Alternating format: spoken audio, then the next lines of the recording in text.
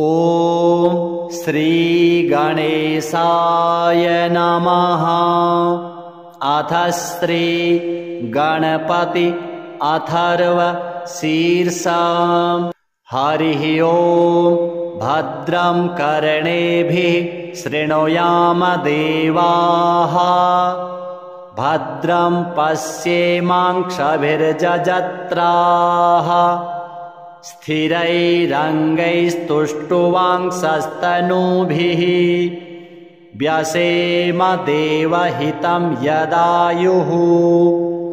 ॐ स्वस्ति न इन्द्रो वृद्धस्रवाः।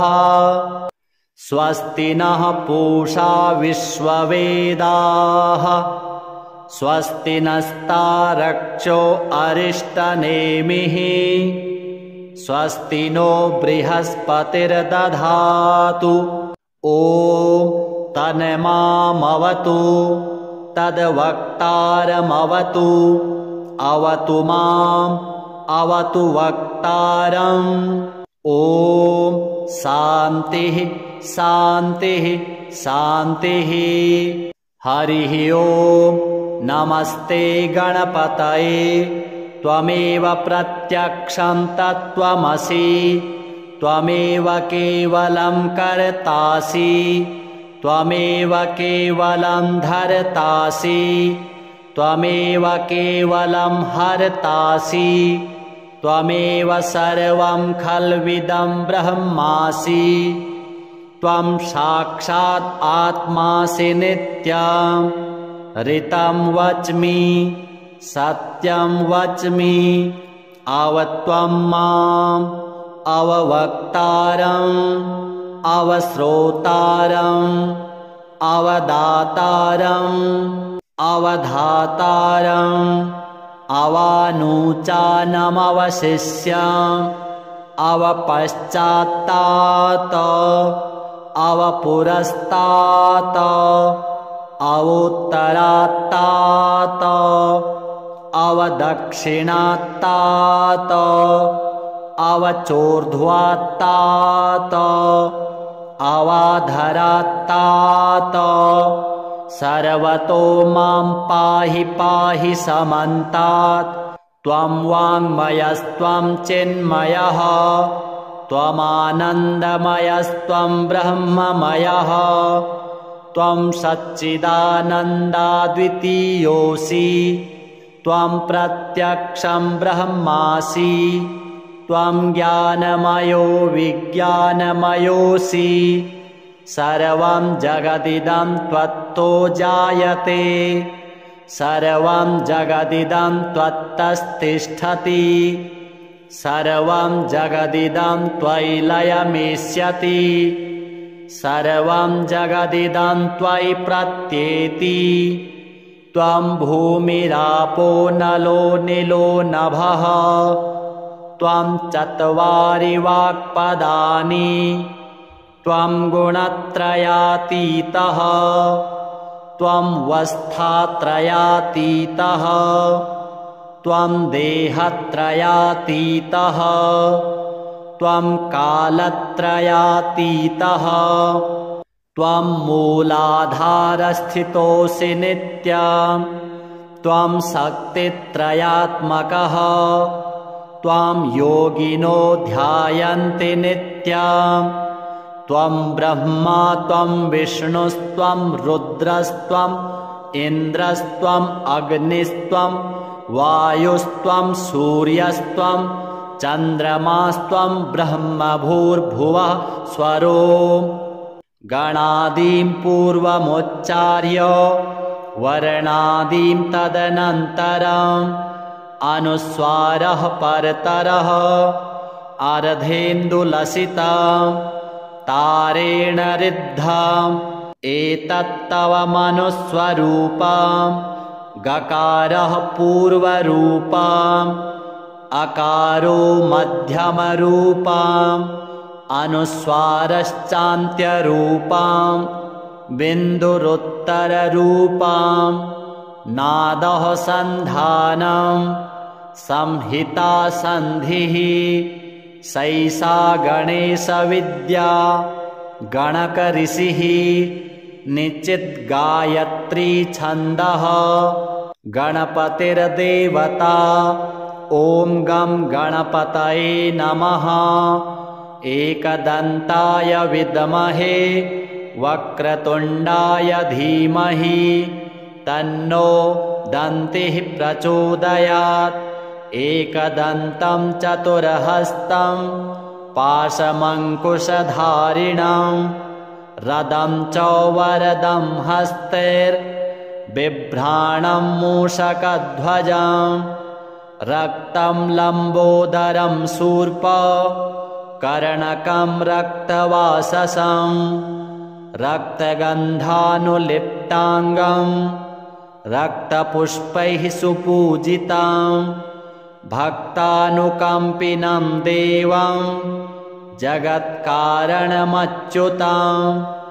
आविर्भूतं च सृष्ट्यादौ प्रकृतेः पुरुषात् परम् एवं ध्यायति यो नित्यं स योगी योगिनां वरः नमो व्रातपतये नमो गणपतये नमः प्रमथपतये नमस्तेस्तु लम्बोदरायैकदन्ताय विघ्ननाशिने शिवसुताय श्रीवरदमूर्तये नमो नमः एतद् अथर्वशीर्षं योधीते स ब्रह्म भूयाय कल्पते स सर्वतः सुखमेधते स सर्वविघ्नैर्न बाध्यते स पञ्चमहापापात् प्रमुच्यते सायमधीयानो दिवस्कृतं पापं नाशयति प्रातरधीयानो रात्रिकृतं पापं नाशयति सायं प्रातः प्रयुञ्जानो अपापो भवति सर्वत्राधीयानोपविघ्नो भवति धर्मार्थकाममोक्षं च विन्दति इदम् अथर्वशीर्षम् अशिष्याय न देयम् यो यदि मोहात् दास्यति स पापीयान् भवति सहस्रावर्तनात् यं यं काममधीते तं तमनेन साधयेत् अनेन गणपतिम् अभिषिञ्चति स वाग्मी भवति चतुर्थ्या मनस्नं जपति स विद्यावान् भवति स यशोवान् भवति इत्यथर्वणवाक्यं ब्रह्माद्यावरणं विद्यात् न बिभेति कदाचनेति यो दूर्वाङ्कुरैर्यजति स वै श्रवणोपमो भवति यो लाजैर्यजति स यशोवान् भवति स मेधावान् भवति यो मोदकसहस्रेण यजति स वाञ्छितफलमवाप्नोति यः साध्यसमिद्भिर्यजति स सर्वं लभते अष्टौ ब्रह्मणान् सम्यग्राहयित्वा सूर्यवर्चस्वी भवति सूर्यग्रहे महानद्यां प्रतिमासन्निधौ वा जप्त्वा सिद्धमन्त्रो भवति महाविघ्नात् प्रमुच्यते महादोषात् प्रमुच्यते महापापात् प्रमुच्यते स सर्वविद्भवति य एवं वेद इत्युपनिषत् ॐ सहनाववतु सहनौ भुनक्तु सह वीर्यं करवावहै तेजस्विनावधीतमस्तु मा विद्विषावहै ॐ भद्रं कर्णेभिः शृणुयाम देवाः भद्रं पश्येमांक्षभिर्जजत्राः स्थिरैरङ्गैस्तुष्टुवांक्षस्तनूभिः व्यसेम देवहितं यदायुः। ॐ स्वस्ति न इन्द्रो वृद्धस्रवाः स्वस्ति नः पूषा विश्ववेदाः स्वस्ति नस्तारक्षो अरिष्टनेमिः स्वस्ति नो बृहस्पतिर्दधातु। ॐ शान्तिः शान्तिः शान्तिः। श्रीगणपति देवार्पणमस्तु। हरिः ॐ। नमस्ते गणपतये। त्वमेव प्रत्यक्षं तत्त्वमसि त्वमेव केवलं कर्तासि त्वमेव केवलं धर्तासि त्वमेव केवलं हर्तासि त्वमेव सर्वं खल्विदं ब्रह्मासि त्वं साक्षात् आत्मासि नित्यं ऋतं वच्मि सत्यं वच्मि अवत्वं माम् अववक्तारम् अवश्रोतारम् अवदातारम् अवधातारम् अवानुचानमवशिष्यम् अवपश्चात्तात् अवपुरस्तात् अवोत्तरात्तात् अवदक्षिणात्तात् अवचोर्ध्वात्तात् अवाधरात्तात् सर्वतो मां पाहि पाहि समन्तात्। त्वं वाङ्मयस्त्वं चिन्मयः त्वमानन्दमयस्त्वं ब्रह्ममयः त्वं सच्चिदानन्दाद्वितीयोऽसि त्वं प्रत्यक्षं ब्रह्मासि त्वं ज्ञानमयो विज्ञानमयोऽसि सर्वं जगदिदं त्वत्तो जायते सर्वं जगदिदं त्वत्तस्तिष्ठति सर्वं जगदिदं त्वयि लयमेष्यति सर्वं जगदिदं त्वयि प्रत्येति त्वं भूमिरापो नलो निलो नभः त्वं चत्वारि वाक्पदानि त्वं गुणत्रयातीतः त्वं वस्थात्रयातीतः त्वं देहत्रयातीतः त्वं कालत्रयातीतः त्वं मूलाधारस्थितोऽसि नित्यं त्वं शक्तित्रयात्मकः त्वं योगिनो ध्यायन्ति नित्यं त्वं ब्रह्मा त्वं विष्णुस्त्वं रुद्रस्त्वम् इन्द्रस्त्वम् अग्निस्त्वं वायुस्त्वं सूर्यस्त्वं चन्द्रमास्त्वं ब्रह्मभूर्भुवः स्वरो गणादीं पूर्वमुच्चार्य वर्णादीं तदनन्तरम् अनुस्वारः परतरः अर्धेन्दुलसितं तारेण ऋद्धम् एतत्तव मनुस्वरूपं गकारः पूर्वरूपम् अकारो मध्यमरूपम् अनुस्वारश्चान्त्यरूपम् बिन्दुरुत्तररूपम्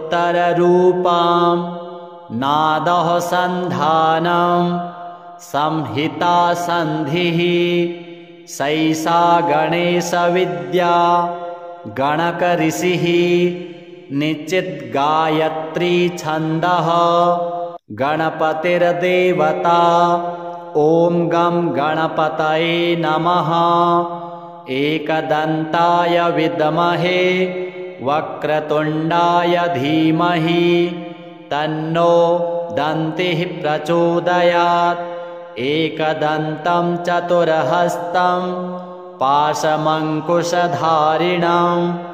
रदं च वरदं हस्तैर्बिभ्राणं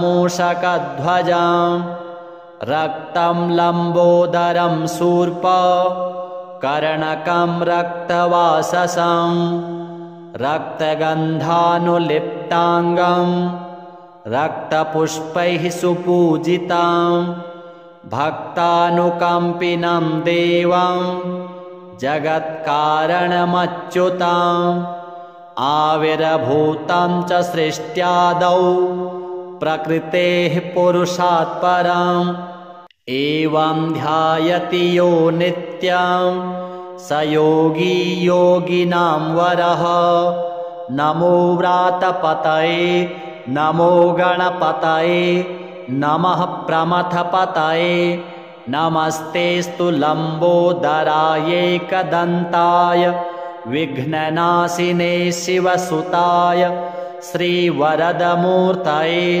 नमो नमः।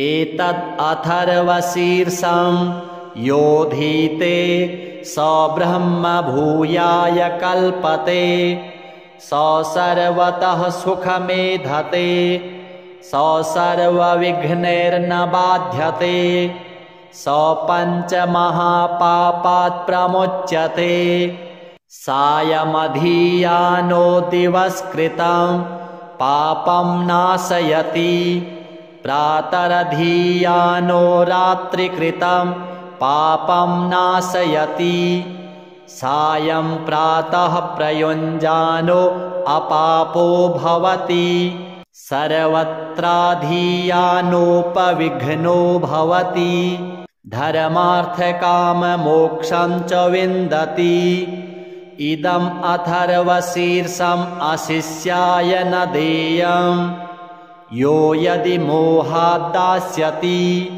स पापीयान् भवति सहस्रावर्तनात् यं यं काममधीते तं तमनेन साधयेत् अनेन गणपतिम् अभिषिञ्चति स वाग्मी भवति चतुर्थ्या मनस्नं जपति स विद्यावान् भवति स यशोवान् भवति इत्यथर्वणवाक्यम् ब्रह्माद्यावरणं विद्यात् न बिभेति कदाचनेति यो दूर्वाङ्कुरैर्यजति स वै श्रवणोपमो भवति यो लाजैर्यजति स यशोवान् भवति स मेधावान् भवति यो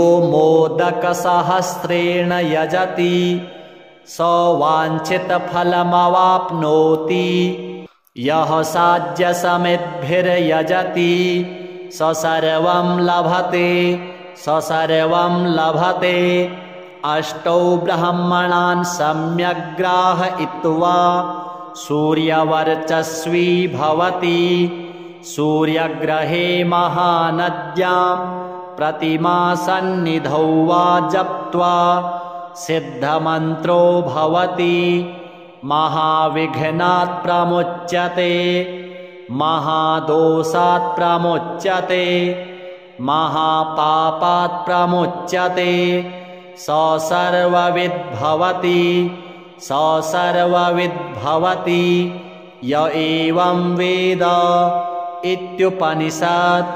ॐ सहनाववतु सहनौ भुनक्तु सह वीर्यं करवावहै तेजस्विनावधीतमस्तु मा विद्विषावहै। ॐ भद्रं कर्णेभिः शृणुयाम देवाः भद्रं पश्येमाक्षभिर्जजत्राः स्थिरैरङ्गैस्तुष्टुवांक्षस्तनूभिः व्यसेम देवहितं यदायुः। ॐ स्वस्ति न इन्द्रो वृद्धस्रवाः स्वस्ति नः पूषा विश्ववेदाः स्वस्ति नस्तारक्षो अरिष्टनेमिः स्वस्ति नो बृहस्पतिर्दधातु। ॐ शान्तिः शान्तिः शान्तिः। श्रीगणपति देवार्पणमस्तु। हरिः ॐ। नमस्ते गणपतये। त्वमेव प्रत्यक्षं तत्त्वमसि। त्वमेव केवलं कर्तासि। त्वमेव केवलं धर्तासि। त्वमेव केवलं हर्तासि। त्वमेव सर्वं खल्विदं ब्रह्मासि। त्वं साक्षात् आत्मासि नित्यं। ऋतं वच्मि सत्यं वच्मि। अवत्वं माम् अववक्तारम् अवश्रोतारम् अवदातारम् अवधातारम् अवानुचानमवशिष्यम् अवपश्चात्तात अवपुरस्तात अवोत्तरात्तात अवदक्षिणात्तात अवचोर्ध्वात्तात अवाधरात्तात सर्वतो मां पाहि पाहि समन्तात्। त्वं वाङ्मयस्त्वं चिन्मयः त्वमानन्दमयस्त्वं ब्रह्ममयः। त्वं सच्चिदानन्दाद्वितीयोऽसि। त्वं प्रत्यक्षं ब्रह्मासि। त्वं ज्ञानमयो विज्ञानमयोऽसि। सर्वं जगदिदं त्वत्तो जायते। सर्वं जगदिदं त्वत्तस्तिष्ठति। सर्वं जगदिदं त्वयि लयमेष्यति। सर्वं जगदिदं त्वयि प्रत्येति। त्वं भूमिरापो नलो निलो नभः। त्वं चत्वारि वाक्पदानि।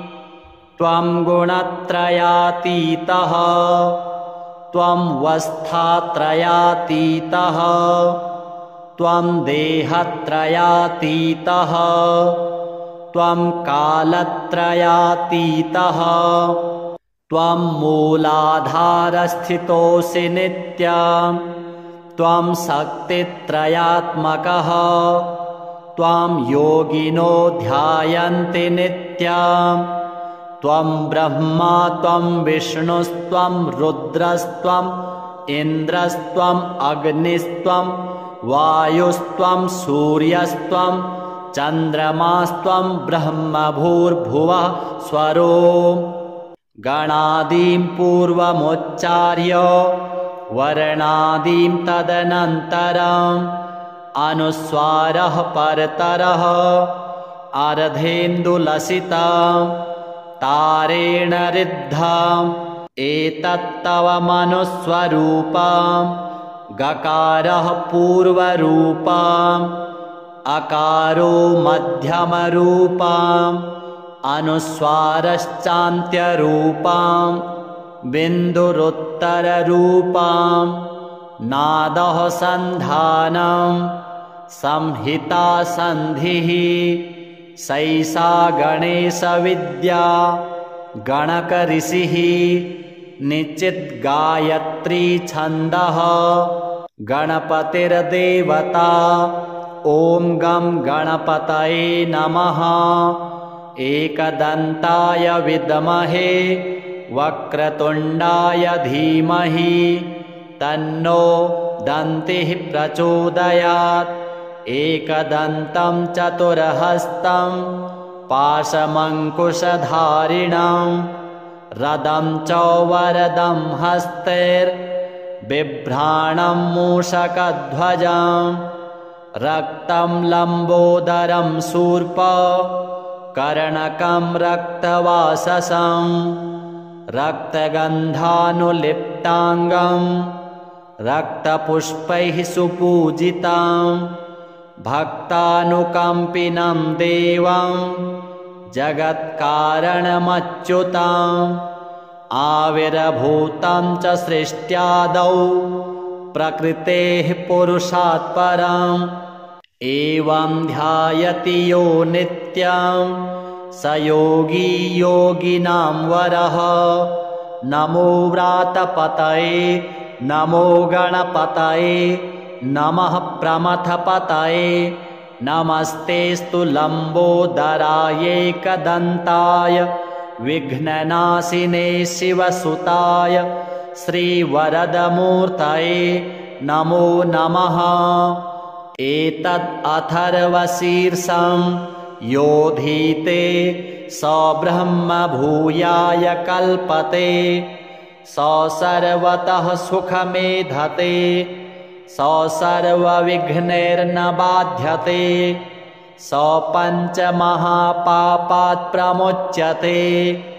सायमधीयानो दिवस्कृतं पापं नाशयति प्रातरधीयानो रात्रिकृतं पापं नाशयति सायं प्रातः प्रयुञ्जानो अपापो भवति सर्वत्राधीयानोपविघ्नो भवति धर्मार्थकाममोक्षं च विन्दति। इदम् अथर्वशीर्षम् अशिष्याय न देयम् यो यदि मोहाद्दास्यति स पापीयान् भवति सहस्रावर्तनात् यं यं काममधीते तं तमनेन साधयेत् अनेन गणपतिम् अभिषिञ्चति स वाग्मी भवति चतुर्थ्या मनस्नं जपति स विद्यावान् भवति स यशोवान् भवति इत्यथर्वणवाक्यम् ब्रह्माद्यावरणं विद्यात् न बिभेति कदाचनेति यो दूर्वाङ्कुरैर्यजति स वै श्रवणोपमो भवति यो लाजैर्यजति स यशोवान् भवति स मेधावान् भवति यो मोदकसहस्रेण यजति स वाञ्छितफलमवाप्नोति यः साध्यसमिद्भिर्यजति स सर्वं लभते स सर्वं लभते। अष्टौ ब्राह्मणान् सम्यग् ग्राहयित्वा सूर्यवर्चस्वी भवति सूर्यग्रहे महानद्यां प्रतिमासन्निधौ वा जप्त्वा सिद्धमन्त्रो भवति महाविघ्नात् प्रमुच्यते महादोषात् प्रमुच्यते महापापात् प्रमुच्यते स सर्वविद् भवति स सर्वविद् भवति य एवं वेद इत्युपनिषत्। ॐ सहनाववतु सहनौ भुनक्तु सह वीर्यं करवावहै तेजस्विनावधीतमस्तु मा विद्विषावहै।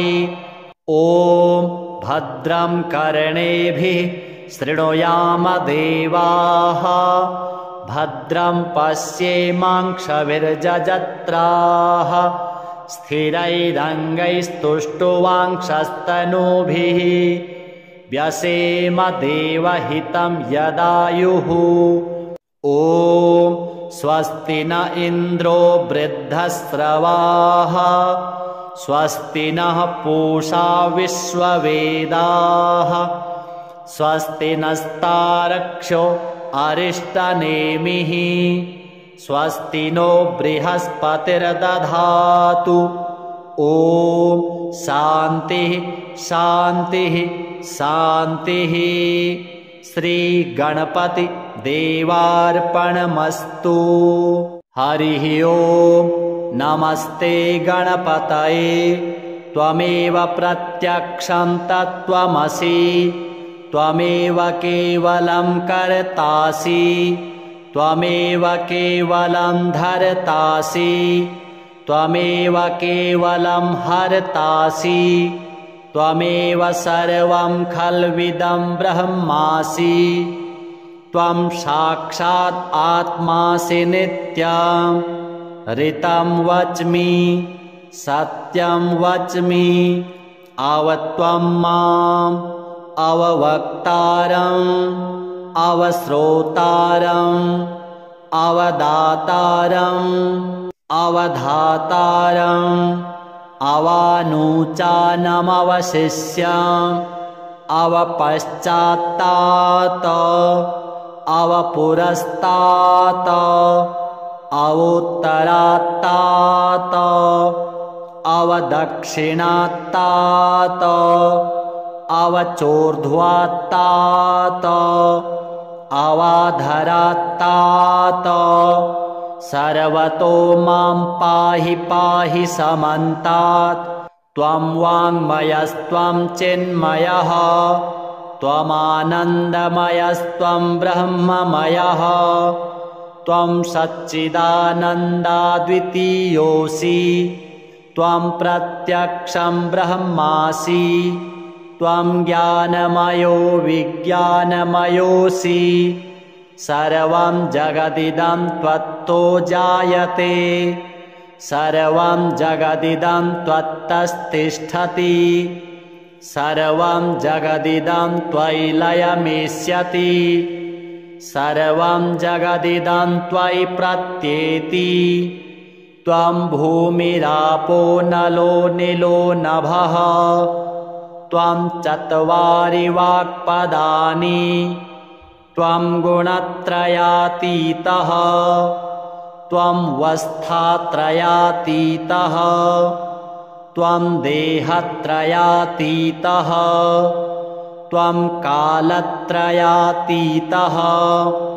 त्वं मूलाधारस्थितोऽसि नित्यं त्वं शक्तित्रयात्मकः त्वं योगिनो ध्यायन्ति नित्यं त्वं ब्रह्मा त्वं विष्णुस्त्वं रुद्रस्त्वम् इन्द्रस्त्वम् अग्निस्त्वं वायुस्त्वं सूर्यस्त्वं चन्द्रमास्त्वं ब्रह्मभूर्भुवः स्वरो गणादीं पूर्वमुच्चार्य वर्णादीं तदनन्तरम् अनुस्वारः परतरः अर्धेन्दुलसितं तारेण ऋद्धम् एतत्तव मनुस्वरूपम् गकारः पूर्वरूपम् अकारो मध्यमरूपम्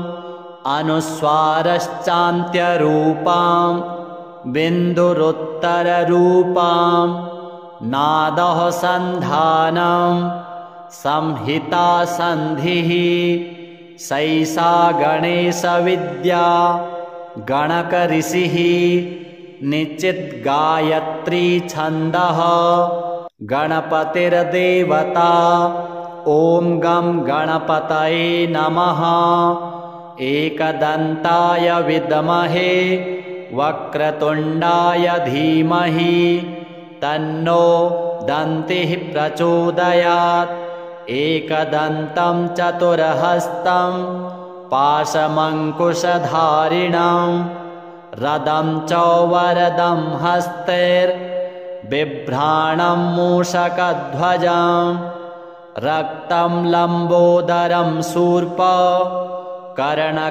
रक्तवाससं रक्तगन्धानुलिप्ताङ्गं रक्तपुष्पैः सुपूजितं भक्तानुकम्पिनं देवं जगत्कारणमच्युतम्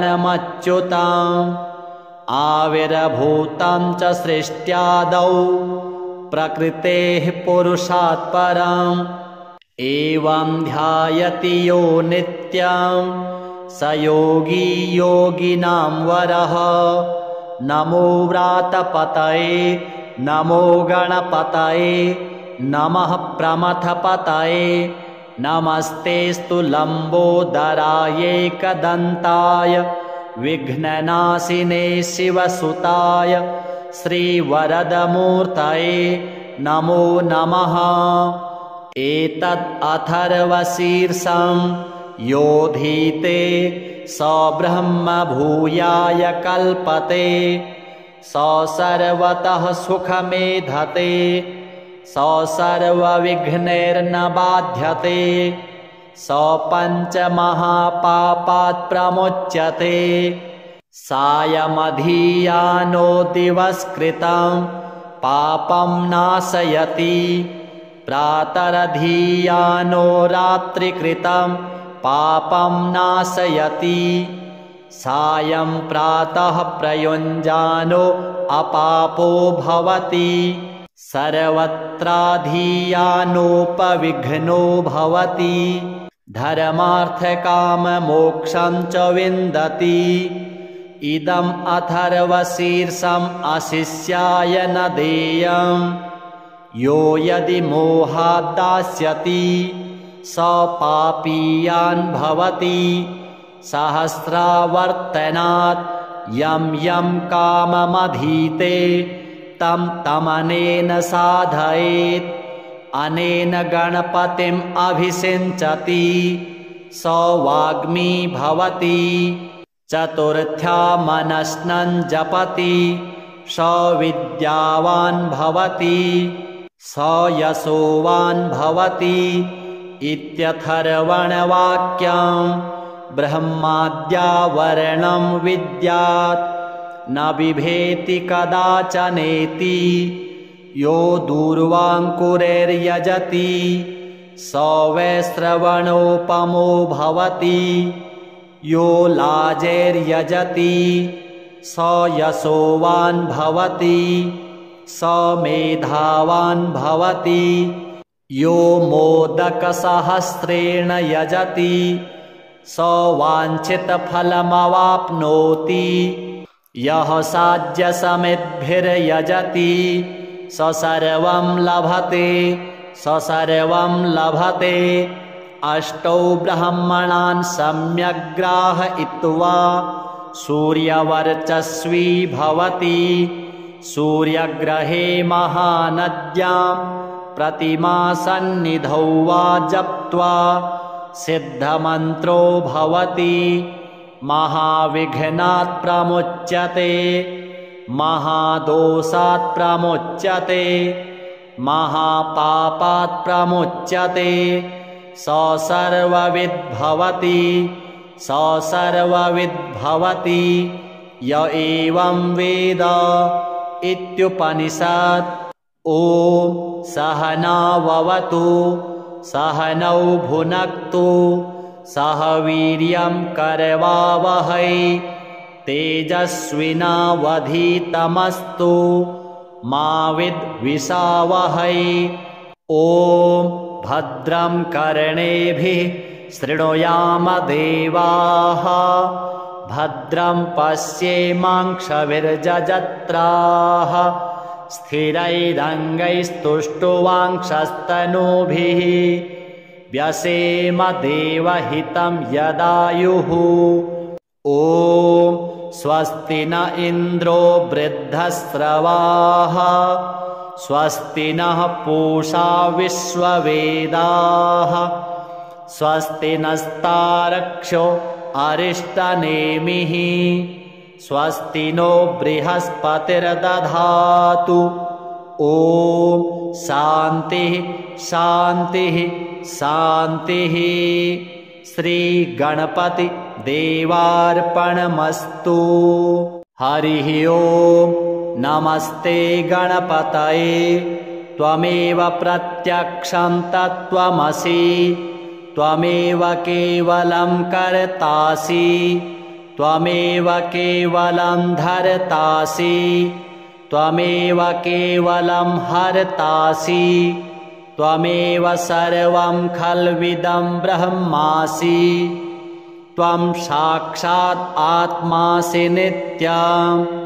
ऋतं वच्मि सत्यं वच्मि, अवत्वं माम् अववक्तारम् अवश्रोतारम् अवदातारम् अवधातारम् अवानूचानमवशिष्यम् अवपश्चात्तात अवपुरस्तात् अवोत्तरात्तात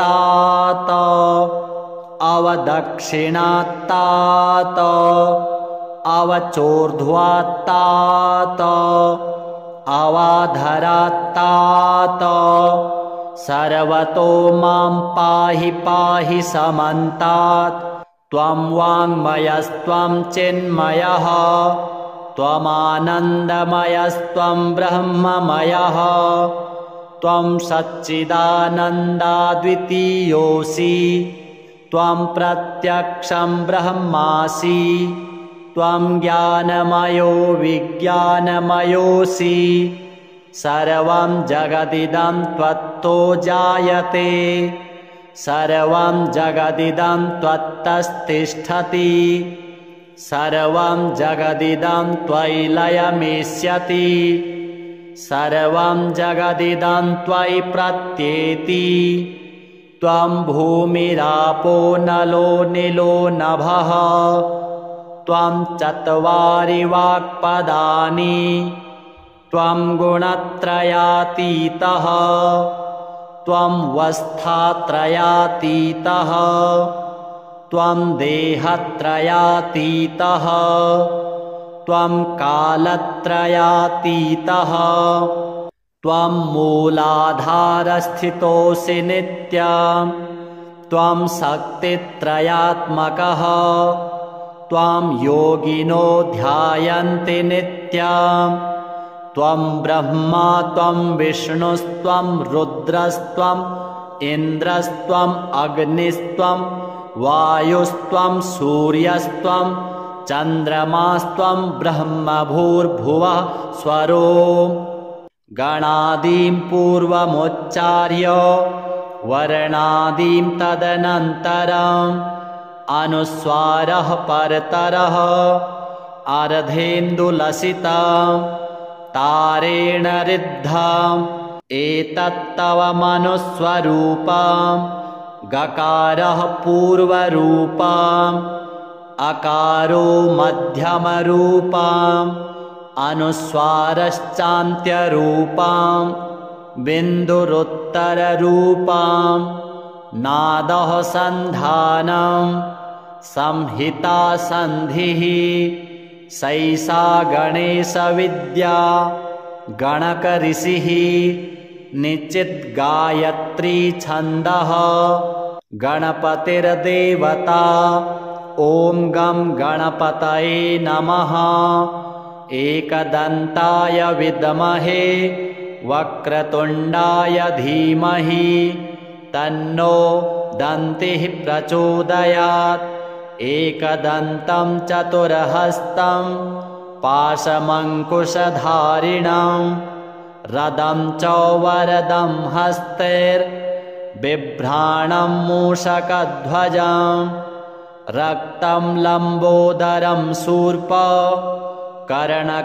रक्तवाससं रक्तगन्धानुलिप्ताङ्गं रक्तपुष्पैः सुपूजितं भक्तानुकम्पिनं देवं जगत्कारणमच्युतम् आविर्भूतं च सृष्ट्यादौ प्रकृतेः पुरुषात् परम् एवं ध्यायति यो नित्यं स योगी योगिनां वरः नमो व्रातपतये नमो गणपतये नमः प्रमथपतये नमस्तेस्तु लम्बोदरायैकदन्ताय विघ्ननाशिने शिवसुताय श्रीवरदमूर्तये नमो नमः एतद् अथर्वशीर्षं योधीते स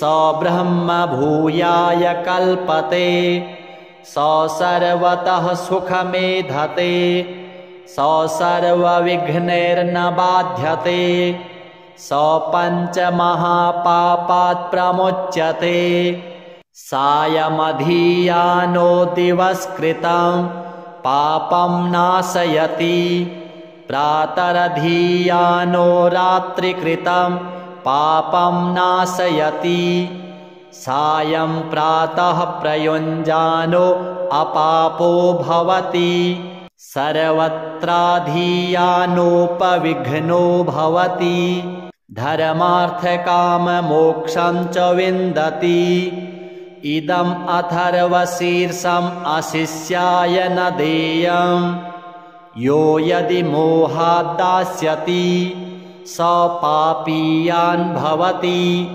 सहस्रावर्तनात् यं यं काममधीते तं तमनेन साधयेत् अनेन गणपतिम् अभिषिञ्चति स वाग्मी भवति चतुर्थ्या मनस्नं जपति स विद्यावान् भवति स यशोवान् भवति इत्यथर्वणवाक्यम् ब्रह्माद्यावरणं विद्यात् न बिभेति कदाचनेति यो दूर्वाङ्कुरैर्यजति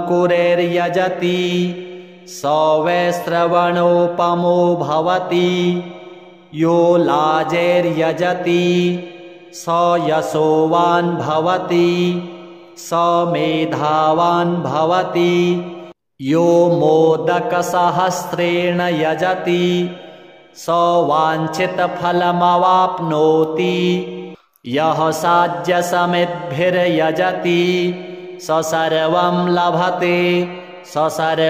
लभते अष्टौ ब्रह्मणान् सम्यग् ग्राहयित्वा सूर्यवर्चस्वी भवति सूर्यग्रहे महानद्यां प्रतिमासन्निधौ वा जप्त्वा सिद्धमन्त्रो भवति महाविघ्नात् प्रमुच्यते महादोषात् प्रमुच्यते महापापात् प्रमुच्यते स सर्वविद् भवति य एवं वेद इत्युपनिषत् ॐ सहनाववतु सहनौ भुनक्तु सह वीर्यं करवावहै तेजस्विनावधीतमस्तु मा विद्विषावहै ॐ भद्रं कर्णेभिः शृणुयाम देवाः भद्रं पश्येमाक्षभिर्जजत्राः स्थिरैरङ्गैस्तुष्टुवांक्षस्तनूभिः व्यसेम देवहितं यदायुः ॐ स्वस्ति न इन्द्रो वृद्धस्रवाः स्वस्ति नः पूषा विश्ववेदाः स्वस्ति नस्तारक्षो अरिष्टनेमिः स्वस्ति नो बृहस्पतिर्दधातु ॐ शान्तिः शान्तिः शान्तिः श्रीगणपति देवार्पणमस्तु हरिः ओम् नमस्ते गणपतये त्वमेव प्रत्यक्षं तत्त्वमसि त्वमेव केवलं कर्तासि त्वमेव केवलं धर्तासि त्वमेव केवलं हर्तासि त्वमेव सर्वं खल्विदं ब्रह्मासि त्वं साक्षात् आत्मासि नित्यं ऋतं वच्मि सत्यं वच्मि अवत्वं माम् अववक्तारम् अवश्रोतारम् अवदातारम् अवधातारम् अवानूचानमवशिष्यम् अवपश्चात्तात अवपुरस्तात अवोत्तरात्तात अवदक्षिणात्तात अवचोर्ध्वात्तात अवाधरात्तात सर्वतो मां पाहि पाहि समन्तात् त्वं वाङ्मयस्त्वं चिन्मयः त्वमानन्दमयस्त्वं ब्रह्ममयः त्वं सच्चिदानन्दाद्वितीयोऽसि त्वं प्रत्यक्षं ब्रह्मासि त्वं ज्ञानमयो विज्ञानमयोऽसि सर्वं जगदिदं त्वत्तो जायते सर्वं जगदिदं त्वत्तस्तिष्ठति सर्वं जगदिदं त्वयि लयमेष्यति सर्वं जगदिदं त्वयि प्रत्येति त्वं भूमिरापो नलो निलो नभः त्वं चत्वारि वाक्पदानि त्वं गुणत्रयातीतः त्वं वस्थात्रयातीतः त्वं देहत्रयातीतः त्वं कालत्रयातीतः त्वं मूलाधारस्थितोऽसि नित्यं त्वं शक्तित्रयात्मकः त्वं योगिनो ध्यायन्ति नित्यं त्वं ब्रह्मा त्वं विष्णुस्त्वं रुद्रस्त्वम् इन्द्रस्त्वम् अग्निस्त्वं वायुस्त्वं सूर्यस्त्वं चन्द्रमास्त्वं ब्रह्मभूर्भुवः स्वरो गणादीं पूर्वमुच्चार्य वर्णादीं तदनन्तरम् अनुस्वारः परतरः अर्धेन्दुलसितं तारेण ऋद्धम् एतत्तव मनुस्वरूपं गकारः पूर्वरूपम् अकारो मध्यमरूपम् अनुस्वारश्चान्त्यरूपम् बिन्दुरुत्तररूपम् नादः सन्धानं संहिता सन्धिः सैषा गणेशविद्या गणकऋषिः निश्चिद्गायत्री छन्दः गणपतिर्देवता ॐ गं गणपतये नमः एकदन्ताय विद्महे वक्रतुण्डाय धीमहि तन्नो दन्तिः प्रचोदयात् एकदन्तं चतुर्हस्तं पाशमङ्कुशधारिणं रदं च वरदं हस्तैर्बिभ्राणं मूषकध्वजं रक्तं लम्बोदरं शूर्प कर्णकं रक्तवाससं रक्तगन्धानुलिप्ताङ्गं रक्तपुष्पैः सुपूजितं भक्तानुकम्पिनं देवं जगत्कारणमच्युतम् आविर्भूतं च सृष्ट्यादौ प्रकृतेः पुरुषात् परम् एवं ध्यायति यो नित्यं स योगी योगिनां वरः नमो व्रातपतये नमो गणपतये नमः प्रमथपतये नमस्तेस्तु लम्बोदरायैकदन्ताय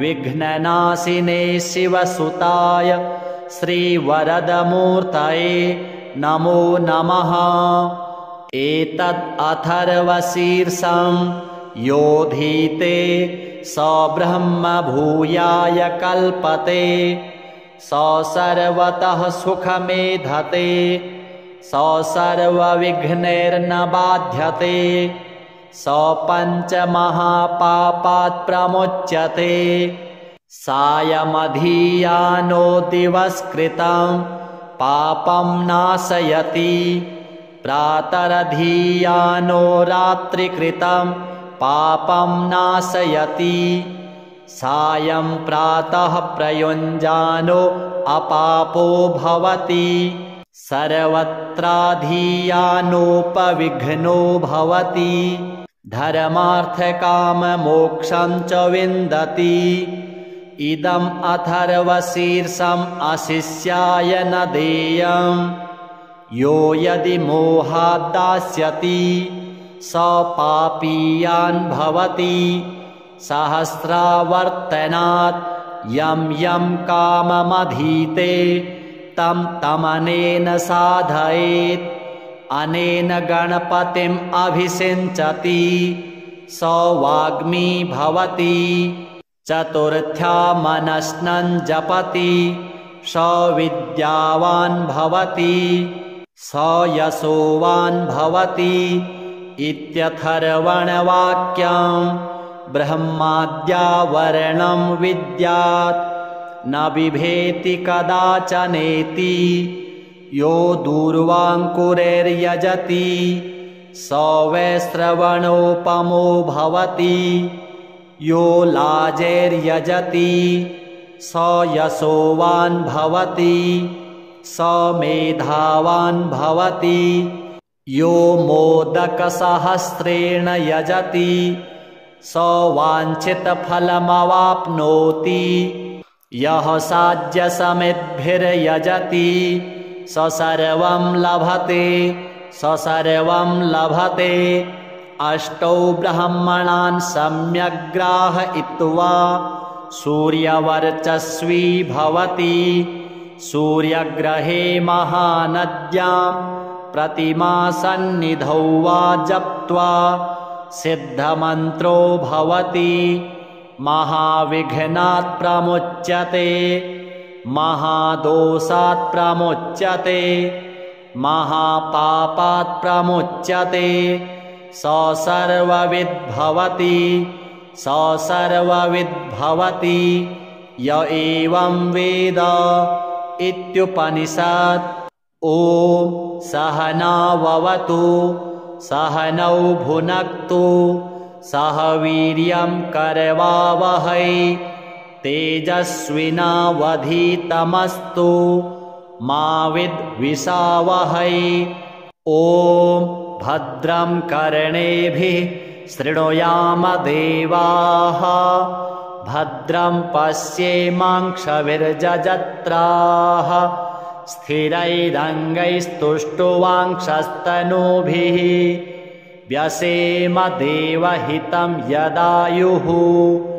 ॐ स्वस्ति न इन्द्रो वृद्धस्रवाः स्वस्ति नः पूषा विश्ववेदाः स्वस्ति नस्तारक्षो अरिष्टनेमिः स्वस्ति नो बृहस्पतिर्दधातु।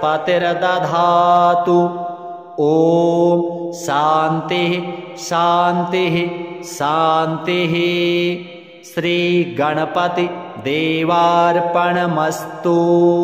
हरिः ॐ नमस्ते गणपतये त्वमेव प्रत्यक्षं तत्त्वमसि त्वमेव केवलं कर्तासि त्वमेव केवलं धर्तासि त्वमेव केवलं हर्तासि त्वमेव सर्वं खल्विदं ब्रह्मासि त्वं साक्षात् आत्मासि नित्यं ऋतं वच्मि सत्यं वच्मि अवत्वं माम् अववक्तारम् अवश्रोतारम् अवदातारम् अवधातारम् अवानुचानमवशिष्यम् अवपश्चात्तात अवपुरस्तात अवोत्तरात्तात अवदक्षिणात्तात अवचोर्ध्वात्तात अवाधरात्तात सर्वतो मां पाहि पाहि समन्तात् त्वं वाङ्मयस्त्वं चिन्मयः त्वमानन्दमयस्त्वं ब्रह्ममयः त्वं सच्चिदानन्दाद्वितीयोऽसि त्वं प्रत्यक्षं ब्रह्मासि त्वं ज्ञानमयो विज्ञानमयोऽसि सर्वं जगदिदं त्वत्तो जायते सर्वं जगदिदं त्वत्तस्तिष्ठति सर्वं जगदिदं त्वयि लयमेष्यति सर्वं जगदिदं त्वयि प्रत्येति त्वं भूमिरापो नलो निलो नभः त्वं चत्वारि वाक्पदानि त्वं गुणत्रयातीतः त्वं वस्थात्रयातीतः त्वं देहत्रयातीतः त्वं कालत्रयातीतः त्वं मूलाधारस्थितोऽसि नित्यं त्वं शक्तित्रयात्मकः त्वं योगिनो ध्यायन्ति नित्यं त्वं ब्रह्मा त्वं विष्णुस्त्वं रुद्रस्त्वम् इन्द्रस्त्वम् अग्निस्त्वं वायुस्त्वं सूर्यस्त्वं चन्द्रमास्त्वं ब्रह्मभूर्भुवः स्वरो गणादीं पूर्वमुच्चार्य वर्णादीं तदनन्तरम् अनुस्वारः परतरः अर्धेन्दुलसितं तारेण ऋद्धम् एतत्तव मनुस्वरूपं गकारः पूर्वरूपम् अकारो मध्यमरूपम् अनुस्वारश्चान्त्यरूपम् बिन्दुरुत्तररूपम्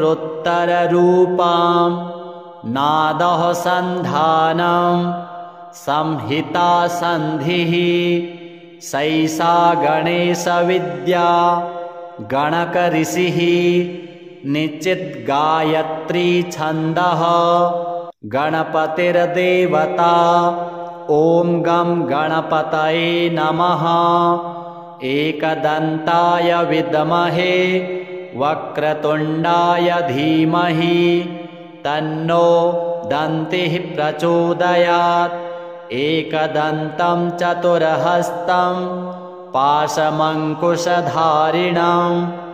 रदं च वरदं हस्तैर्बिभ्राणं मूषकध्वजं रक्तं लम्बोदरं शूर्पकर्णकं रक्तवाससं रक्तगन्धानुलिप्ताङ्गं रक्तपुष्पैः सुपूजितं भक्तानुकम्पिनं देवं जगत्कारणमच्युतम् आविर्भूतं च सृष्ट्यादौ प्रकृतेः पुरुषात् परम् एवं ध्यायति यो नित्यं स योगी योगिनां वरः नमो व्रातपतये नमो गणपतये नमः प्रमथपतये नमस्तेस्तु लम्बोदरायैकदन्ताय विघ्ननाशिने शिवसुताय श्रीवरदमूर्तये नमो नमः एतद् अथर्वशीर्षं योधीते स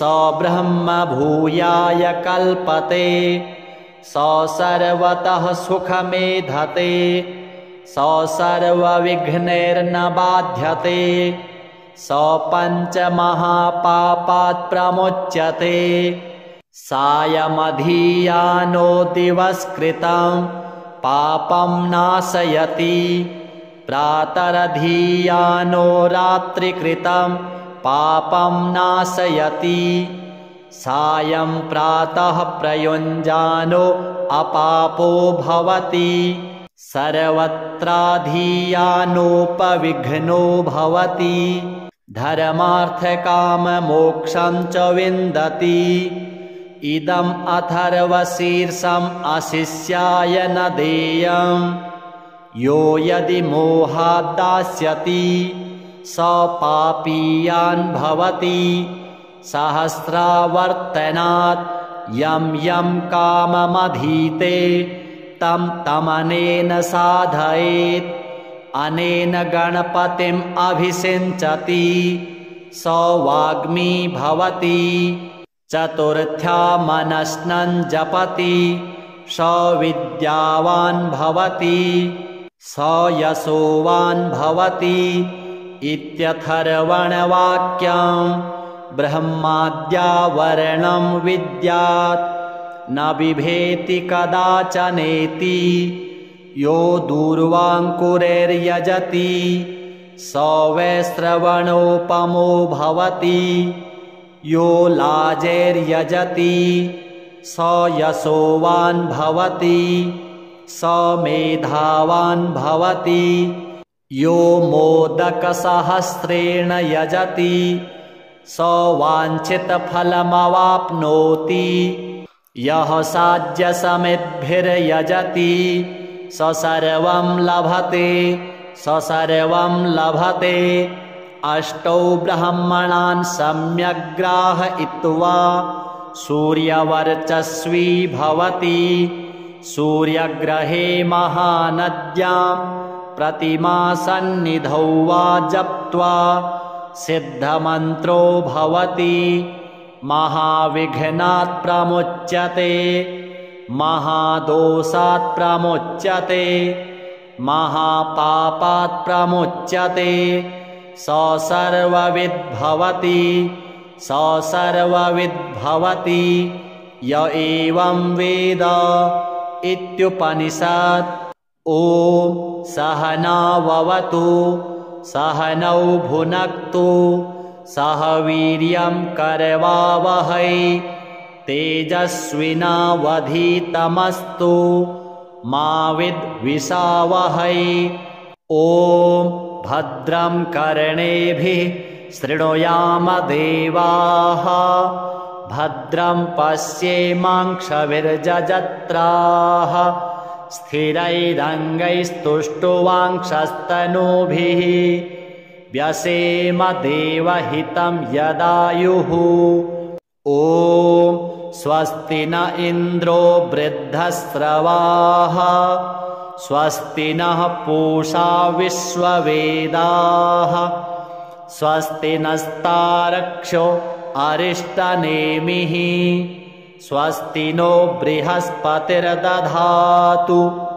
ॐ शान्तिः शान्तिः शान्तिः। श्रीगणपति देवार्पणमस्तु। हरिः ॐ नमस्ते गणपतये त्वमेव प्रत्यक्षं तत्त्वमसि त्वमेव केवलं कर्तासि त्वमेव केवलं धर्तासि त्वमेव केवलं हर्तासि त्वमेव सर्वं खल्विदं ब्रह्मासि त्वं साक्षात् आत्मासि नित्यं ऋतं वच्मि सत्यं वच्मि अवत्वं माम् अववक्तारम् अवश्रोतारम् अवदातारम् अवधातारम् अवानुचानमवशिष्यम् अवपश्चात्तात अवपुरस्तात अवोत्तरात्तात अवदक्षिणात्तात अवचोर्ध्वात्तात अवाधरात्तात सर्वतो मां पाहि पाहि समन्तात् त्वं वाङ्मयस्त्वं चिन्मयः त्वमानन्दमयस्त्वं ब्रह्ममयः त्वं सच्चिदानन्दाद्वितीयोऽसि त्वं प्रत्यक्षं ब्रह्मासि त्वं ज्ञानमयो विज्ञानमयोऽसि सर्वं जगदिदं त्वत्तो जायते सर्वं जगदिदं त्वत्तस्तिष्ठति सर्वं जगदिदं त्वयि लयमेष्यति सर्वं जगदिदं त्वयि प्रत्येति त्वं भूमिरापो नलो निलो नभः त्वं चत्वारि वाक्पदानि त्वं गुणत्रयातीतः त्वं वस्थात्रयातीतः त्वं देहत्रयातीतः त्वं कालत्रयातीतः त्वं मूलाधारस्थितोऽसि नित्यं त्वं शक्तित्रयात्मकः त्वं योगिनो ध्यायन्ति नित्यं त्वं ब्रह्मा त्वं विष्णुस्त्वं रुद्रस्त्वम् इन्द्रस्त्वम् अग्निस्त्वं वायुस्त्वं सूर्यस्त्वं चन्द्रमास्त्वं ब्रह्मभूर्भुवः स्वरो गणादीं पूर्वमुच्चार्य वर्णादीं तदनन्तरम् अनुस्वारः परतरः अर्धेन्दुलसितं तारेण ऋद्धम् एतत्तव मनुस्वरूपम् गकारः पूर्वरूपम् अकारो मध्यमरूपम् अनुस्वारश्चान्त्यरूपम् बिन्दुरुत्तररूपम् नादः सन्धानम् संहिता सन्धिः सैषा गणेशविद्या गणकऋषिः निश्चिद्गायत्री छन्दः गणपतिर्देवता ॐ गं गणपतये नमः एकदन्ताय विद्महे वक्रतुण्डाय धीमहि तन्नो दन्तिः प्रचोदयात् एकदन्तं चतुर्हस्तं पाशमङ्कुशधारिणं रदं च वरदं हस्तैर्बिभ्राणं मूषकध्वजं रक्तं लम्बोदरं शूर्पकर्णकं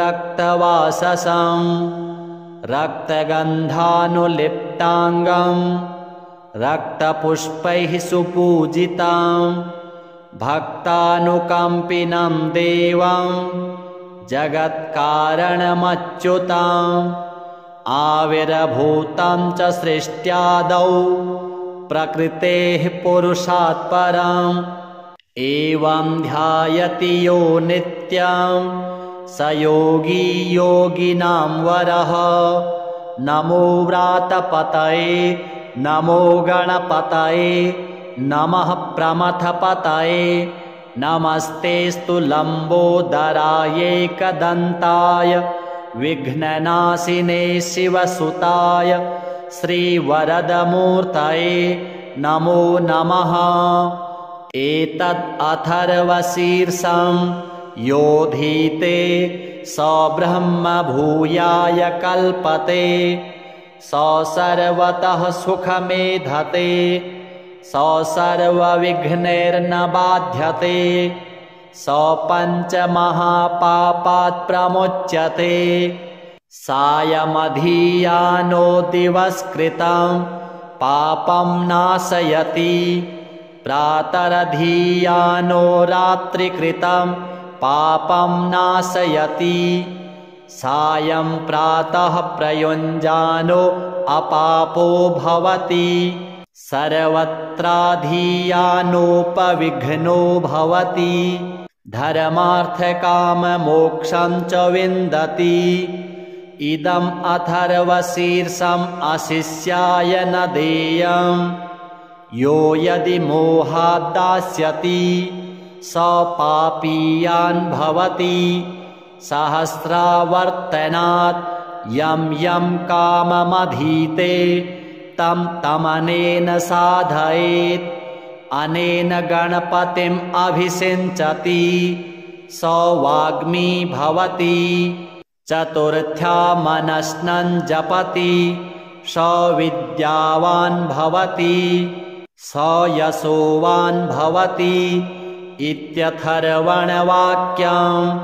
ब्रह्माद्यावरणं विद्यात् न बिभेति कदाचनेति यो दूर्वाङ्कुरैर्यजति